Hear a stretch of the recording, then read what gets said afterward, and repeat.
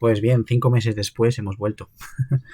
Hemos vuelto después de muchos meses sin subir nada de contenido, ni en este canal ni en los otros que tengo, tanto el canal de oceanografía como el canal sobre programación, Big Data, inteligencia artificial, ciberseguridad. Y es por ese motivos que no es que no voy a entrar porque seguramente no os interesa a que habéis venido a lo que habéis venido, que me parece estupendo, es hablar de libros. Concretamente vamos a hablar de la ecuación de Dios. Lo he cogido de la biblioteca, pero fijaros que es uno de esos libros que me han impactado, me han gustado tanto. Quizá impactar no es la palabra más adecuada, pero sí me parece un imprescindible para... Se me mueve la cámara, lo siento.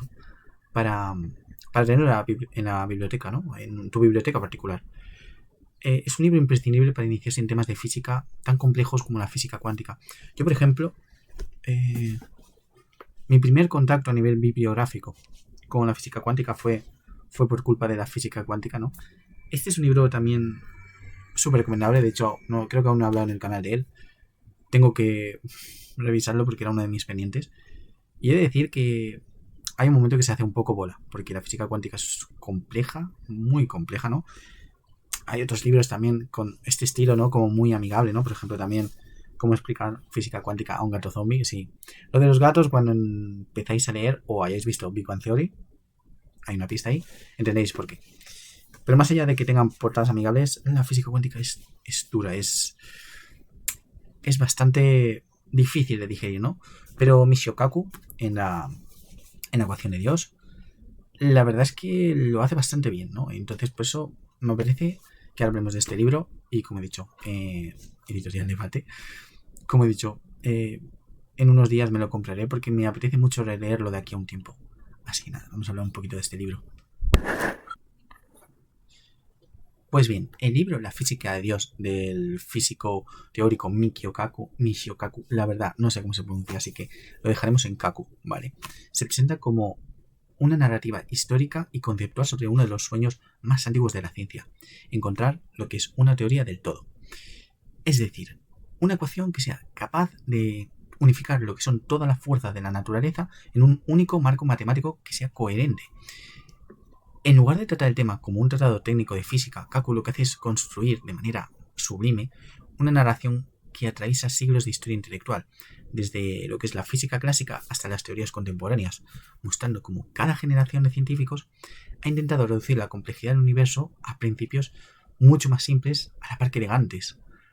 En este sentido, digamos que el libro no solamente explica conceptos científicos, sino que también propone una interpretación cultural y filosófica de la ciencia como una búsqueda casi podríamos decir espiritual del orden y de la belleza del cosmos.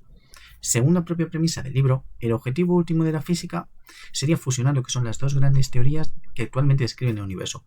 Por un lado tenemos la relatividad y por otro lado tenemos la mecánica cuántica. Se trataría de unificarlos en una única ecuación que sea capaz de explicar fenómenos tan profundos como son el origen del universo o, por ejemplo, lo que ocurre dentro de un agujero negro. Analizando un poquito el texto del libro, podemos comprobar cómo Kaku aplica una estrategia narrativa muy clara. Convertir la historia de la física en una especie de relato épico donde cada descubrimiento aparece como un paso hacia la unificación. El libro, por ejemplo, comienza evocando lo que es la revolución conceptual que supuso Isaac Newton, cuyo trabajo demostró que los movimientos de los cuerpos en la Tierra y en el cielo obedecían a la misma ley de la gravedad. Digamos que este ejemplo es central porque introduce una idea que atraviesa de forma transversal todo el libro, toda su obra, la unificación como progreso científico.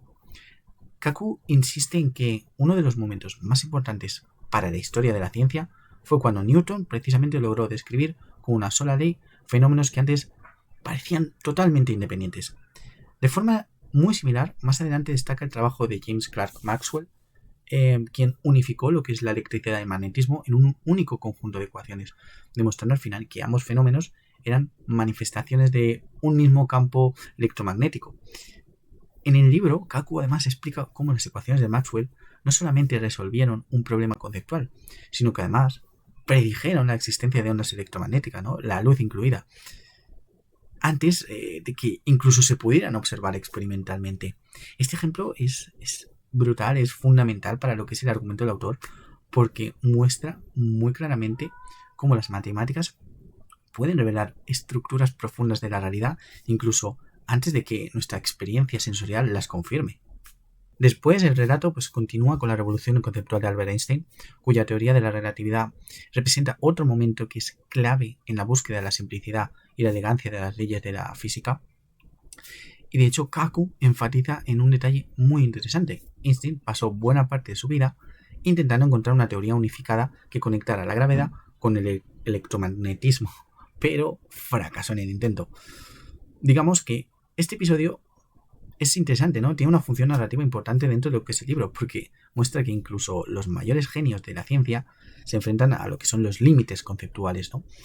Digamos que Kaku utiliza este ejemplo para ilustrar cómo la física moderna se fracturó en dos grandes marcos teóricos incompatibles. Por un lado tenemos la relatividad, que describe el universo a gran escala, ¿no? Galaxias, agujeros negros, expansiones cósmicas. Pero por otro lado tenemos ese otro gran tema del que hablaba al inicio del libro, ¿no? La mecánica cuántica, que explica precisamente el comportamiento de las partículas subatómicas. Al final, la tensión entre estas dos teorías constituye, según el autor, obviamente, lo que es el problema central de la física contemporánea. Uno de los momentos más interesantes del libro aparece precisamente cuando Kaku introduce lo que es el concepto del modelo estándar de partículas, el marco teórico que describe 3 de las 4 fuerzas fundamentales del universo: la fuerza electromagnética, la nuclear fuerte y la nuclear débil. Aunque el modelo estándar ha sido extraordinariamente exitoso, por ejemplo, prediciendo partículas como el bosón de Higgs, lo cierto es que el autor insiste en que sigue siendo incompleto, porque al final no incluye esa cuarta fuerza, la gravedad. En este punto, digamos que Kaku utiliza un ejemplo muy claro del propio texto, ¿no?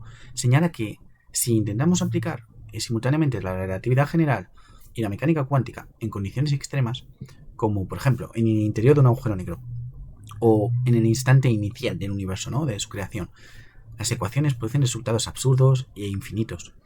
Este problema matemático simboliza una cosa muy importante, ¿no? Una cosa muy importante para lo que es la narrativa de la obra de Kaku: el fracaso de las teorías actuales para poder describir lo que es la realidad fundamental unificada. La solución que Kaku propone, o al menos la candidata más prometedora, es la teoría de cuerdas. Es un enfoque en el que ha estado trabajando el mismo autor durante décadas. En el libro explica que, según esta teoría, las partículas fundamentales no se tratarían de puntos, ¿no? Sino más bien de diminutas cuerdas, cuerdas vibrantes cuyas diferentes vibraciones producen las diferentes partículas observadas. Digamos que la elegancia de esta idea reside en que todas las fuerzas y partículas podrían derivarse de un único objeto fundamental. Para hacer más comprensible este concepto, Kaku utiliza una analogía bastante recurrente en el texto, que es comparar las cuerdas con las cuerdas de un violín, donde diferentes vibraciones generan diferentes notas, ¿no? En el universo, de manera similar, diferentes modos de vibración podrían producir electrones, quarks o otras partículas. Esta metáfora es representativa del estilo divulgativo de Kaku.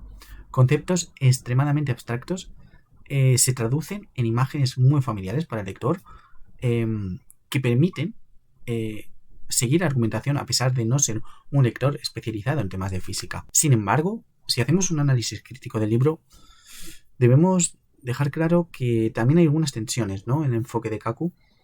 Aunque presenta la teoría de cuerdas, que como candidata es una candidata más que prometedora para la teoría del todo, el propio texto reconoce que esta teoría aún carece de confirmación experimental. Esto introduce una dimensión casi filosófica en lo que es el relato de Kaku. La búsqueda de la ecuación final se convierte más en una aspiración intelectual que en un logro científico inmediato.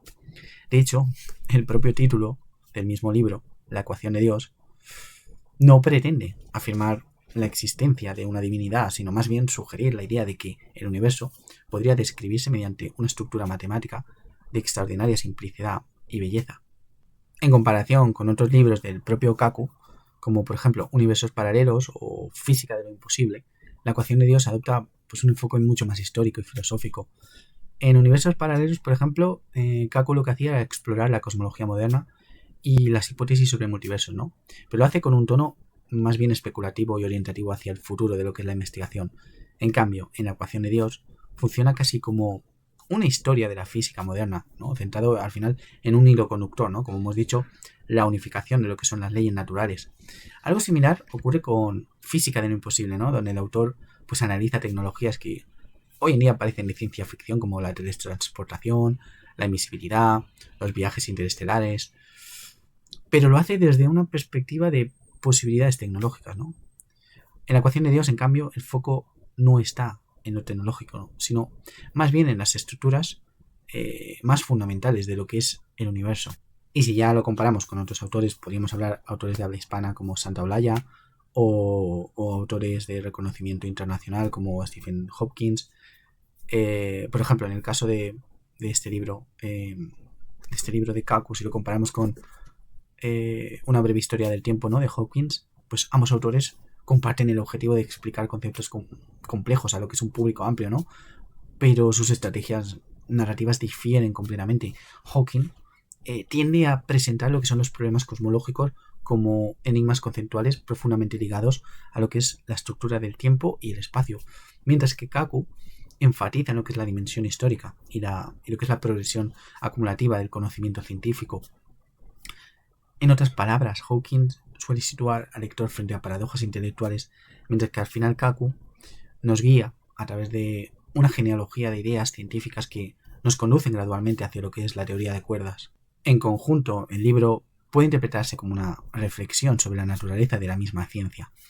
La idea central no es simplemente encontrar una ecuación final, sino mostrar que la historia de la física ha estado marcada por un patrón recurrente, la reducción de múltiples fenómenos a principios mucho más simples, desde Newton hasta Einstein, pasando por Maxwell y lo que es la física cuántica. Cada avance ha constituido una parte del progreso para poder descubrir qué fenómenos aparentemente distintos eran en realidad manifestaciones de una estructura mucho más profunda. En este sentido, la ecuación de Dios no afirma que ya poseamos una ecuación definitiva, sino más bien que la búsqueda de dicha ecuación constituye uno de los motores intelectuales más poderosos de la ciencia moderna. Y ya para terminar, si se observa el libro desde una perspectiva filosófica mucho más amplia, puede interpretarse como una defensa implícita de lo que es el platonismo matemático, la idea de que las matemáticas no son solamente una herramienta humana, sino que son un reflejo de la estructura real del universo.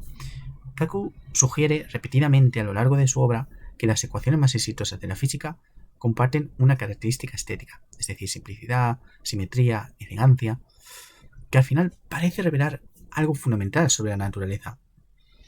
De esta manera, el libro termina planteando una cuestión que trasciende más allá de la física.